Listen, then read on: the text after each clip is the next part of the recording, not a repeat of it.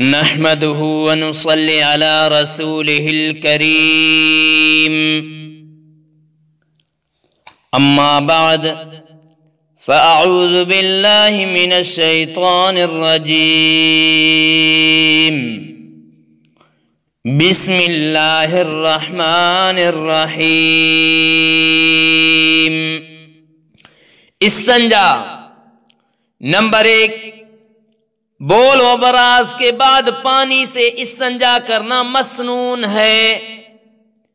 Number 2 ڈھیلے اور پتھر سے بھی استنجا درست ہے، اور اگر پانی بھی موجود ہو تو اس صورت میں بھی پانی سے استنجا کر لینا بہتر ہے، بشرطے کہ نجاست ادھر ادھر نہ پھیلی ہو۔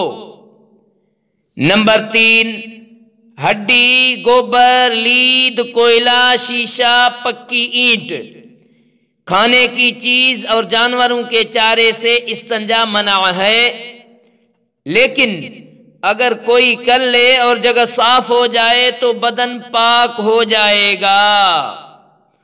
وآخر دعوانا ان الحمد للہ رب العالمین۔